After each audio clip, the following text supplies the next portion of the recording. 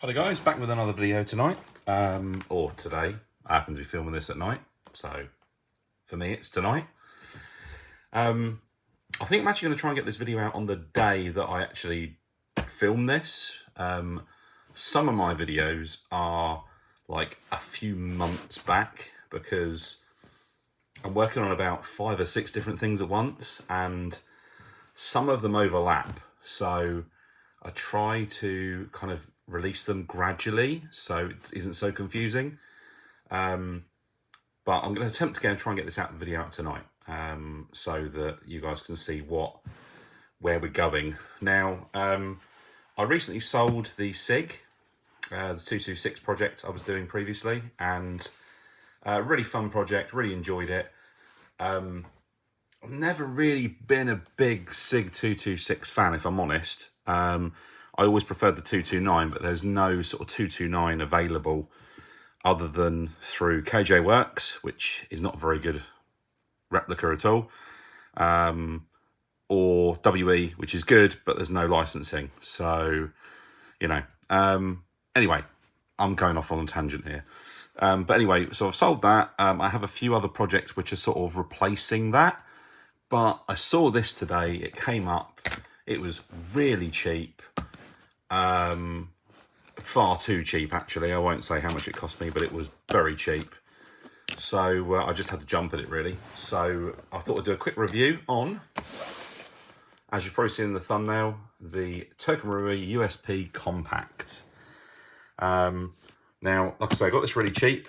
It is brand new, as far as I can tell. It's had a tiny bit of use, but so far, really impressed with this.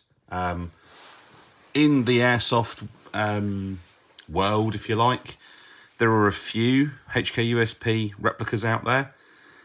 Most notably, we've got the one by KWA, originally KSC, and I have one of those KSCs, which I might do another video on another time.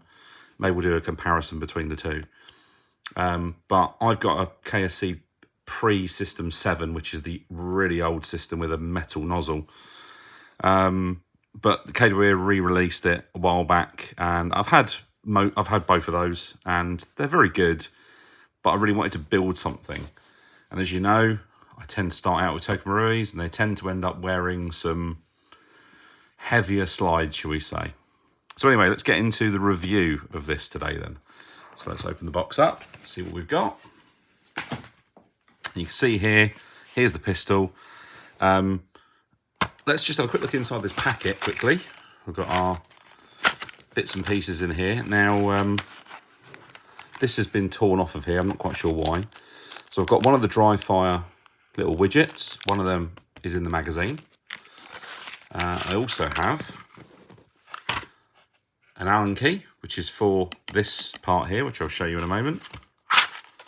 We have some BBs, obviously. And we also have a flat magazine bumper. As you can see, this one has an extended bottom, which, to be honest with you, I don't know why you would run this type, because this is far superior and gives you much more room on the grip anyway, unless you've got really small hands. I don't know why you would run this, but still, it's an option. It's nice they included it. Anyway, so we can see in the box, we've obviously got an extra piece we don't normally encounter. We've obviously got the pistol, magazine, and this, which you can see, hopefully it says on it there, Mil Standard 1913 rail adapter. Now, and this says USP-C use only. Now, the reason why we have that is that the USP Compact and the normal USP was originally, there are lots of videos out there on USPs and USP Compact, so maybe go look up one of those for continuity. But from what I remember, they were built and designed to have like an additional light pod, a bit like how the Mark 23 went with their sort of laser module. My understanding was that there was a specific light that was developed by HK to fit this, and they didn't end up pursuing it much. So what they started to do is do rail adapters, and this is a clone of one of those. And basically it screws onto the bottom part of this to give you your ability to mount your lights and stuff on it. But it's great they included that. They didn't need to, but they did. Let's have a quick look at the pistol then. Obviously this is a polymer based pistol, same as most Tokyo Maruis. This version has the bobbed hammer. The KWA's in the tactical version doesn't have a bobbed hammer. It actually has a normal exposed hammer. Whereas I think my KSC has the bobbed hammer. So on here, markings wise, obviously got USP on the grip. I think this is different to how the real steel is. And I do actually have a deactivated version of the real pistol. And that, I think, doesn't say USP on it. I think it has HK on it. So why they just went with USP, I don't know. But we can see on the slide, got the HK logo here, USP compact, 9x19, and there's loads of batch codes and stuff like that on there as well. On the outer barrel, we've got HK, 9x19, and the serial number as well. And on this side, Tokyo Marui, made in Japan, of course. We've also got a serial number here, which is not an individual serial number. It's just a tag they put on them. Magazine, typical Tokyo Marui magazine. You can see this one's had virtually no use.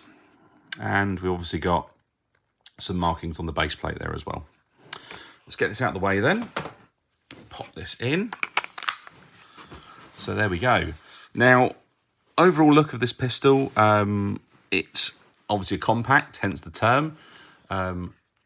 Grip-wise, it just about fits my hand, as you can see.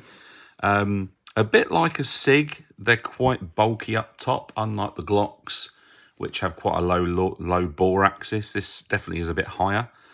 But I've always been a fan of the look. And it's sort of this weird, squared off, stubby look that really appeals, a bit like the Glock 19. But a little more stylised with these cuts in the side. Now, what's unusual about the USP Compact, the magazine release is a push down and is ambidextrous, so it can be done on either side. Very much like my HK45 you've seen some videos on already. So you can press it from this side to release, or from this side to release your magazine from there. We also have a decocker, so when the slide is racked, hammer is back, we can push this down, it will decock the hammer safely without firing the action. And you can then double action pull from there, which will fire. You've got obviously your slide catch on the side here. This is not ambidextrous on this side though, so you don't have the same on this side, but does have the ambi mag release. So let's have a quick look inside the pistol then. So to strip the pistol, pull the slide back until the center of the slide release matches up with that little cutout. You can then push the slide catch out and remove it. Looks like the slide catch has a steel roller on it, which is quite good, like a steel collar, so it's good to see. And then we can slide that off. Now looking inside here, this looks a lot like the HK45 inside here. We have this rising block for the slide catch, which is very much like the HK45, sorry. The trigger bar looks suspiciously like the one which is in the HK, mainly, but I know this because I had to try and make one of these. If you watch my video on the HK45, you'll know that it had a broken trigger bar and I had to make one from scratch. So this looks very similar. Trigger, very similar to the HK45. Obviously, it's the same family of pistols. And I would say, looking at the hammer assembly, it looks similar. Not the same, but similar, and a similar setup to the HK45 as well. And we've also got a couple of plated parts here to obviously reduce wear, which is good to see. Inside though, nothing spectacular. just, you know, normal gas blowback pistol. In the slide, we've got a strange setup for the recoil guide rod, and to remove the recoil guide rod, it is a pull forwards and release, I think, on this one. Or is it just that? Yeah, there we go. And it's got this sort of strange, sort of like locking system here, which is unusual. And it is a dual spring. It's actually a triple spring, I think, on this one. No, it is just a dual, sorry. Now, one thing I have noticed is we do have an O-ring here on this. Now, this doesn't look like it's been apart, so I'm assuming that this is factory, which is obviously just designed as a buffer to cushion the blow as this goes all the way back. But a bit like the Glock 19 Gen 4 has the dual spring, which you've got a soft spring initially to take up the initial movement, and then a stiffer spring here to really sort of cushion the sort of recoil of the slide. So that's that. Let's have a quick look at the outer barrel. And we can see outer barrel has a cam lock on the side, I just noticed. That's interesting. I can't see anything on the... Oh, no, I can. There is little cam grooves. That's interesting. She has a cam groove here, which looks like it helps the dropping function, which is sort of a precursor to what we've seen with the Glock 19 Gen 3 and 4. It also has this little cam lock lug this side as well for allowing the barrel to drop. Hop-up adjustment, very similar to the Gen 3 Glock as well. So that's fairly interesting. Again, just two wheels to turn to adjust that. And then in the slide itself, a bit like the Glock, I think there's a metal insert in the front here, just to cushion and support the front of the slide. It has got it says hop on the inside of the slide, and you can see that there, which obviously telling you how to adjust the hop up. Now, the thing that really interests me with this is the nozzle on this pistol is massive. To me, that looks like at least a 15mm nozzle, sort of high capper size. Really large, which will really work well with a steel slide. You can already guess what's going to happen here then, can't you? So, yeah, normal piston cup style, like any normal Toki Marui. And then they've also done a faux firing pin in the back here as well. Sights, just 3 dots, the usual stuff. There's a really wide slide for such a small pistol, really chunky. But I must say, the plastics, you know, not as flexible as some of the other ones I've come across. They've got a lot of strength in these, which is good.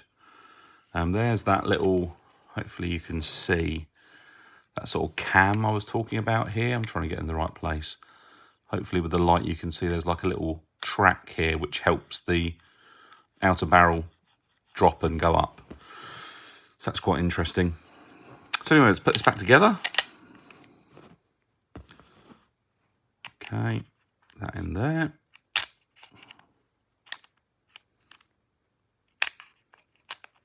There we go. And then put the slide back on. Pull this back slightly until that little groove lines up, and you can drop your slide catch back in. I did this earlier. I tried to push it in too much. You have to make sure that that pin lines up with that hole I showed you earlier, or else you end up marking the slide, which is what I just did a little while ago. So that into there. There we go. It's gone straight in. There we go. So how does it function then? Really snappy.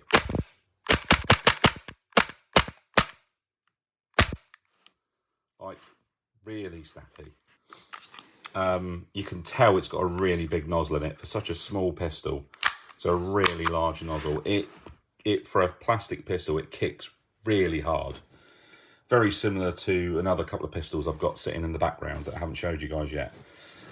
So yeah, really, really snappy, really, really fast.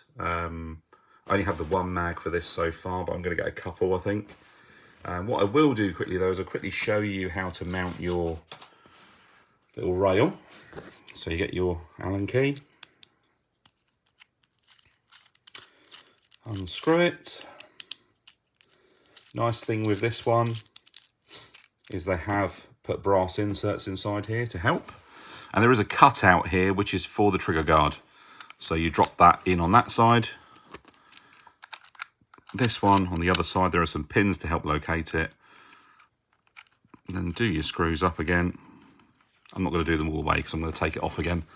But there you go, and you have your adapter on there. I think it looks a bit dorky with it on, if I'm honest. But it serves a purpose. If you want to use a light or something on here, then it's what you need. So, and I tried to get one of these. I've been trying to get one of these for a little while, actually. And I've really wanted to get one that had everything in the box.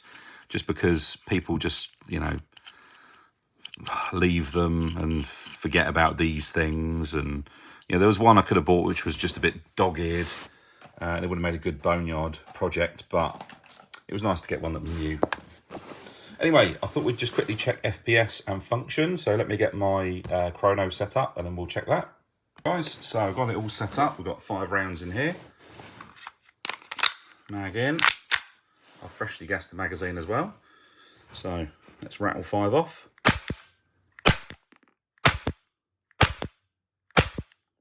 There we go. And hopefully you've seen the readouts. We have roughly the usual 275 down to 265 FPS. And that's again on a 2.0. So yeah, your typical Toka Marui power levels there. Now, one thing that I've seen on a couple of YouTube shorts actually, and thought to myself, it's kind of strange. I thought this was common knowledge, but apparently it's not. I don't see how it's not, but apparently it's not for some people. That in the packet you get these, and I mentioned about in the pack here, you get this. This is the dry fire. Now, if you obviously want to dry fire this with no BBs in it, I'm just going to check it's clear, which it is, nothing in the magazine. If you pull the trigger, it's going to lock back. Don't know why it didn't then. So the way to get around that would be to hold this down, and then you can obviously fire it. However, you can fit this in by pulling the follower down, dropping this little widget in, putting that forwards, and that will hold the follower down so you can dry fire to your heart's content until you run out of gas, of course. I definitely just gassed that up, so I don't know why that's happened. Anyway, so that's what you get in the packet with that little widget there as well. So there we go, guys. Just a quick introduction to the USP Compact and a quick review for you today. What do you guys think of it? Have you used one? Do you like it? What should we do with it?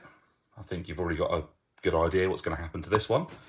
Let me know in the comments if there's anything particular you'd like to see me do with it at all. Like and subscribe, and I'll see you guys in the next one.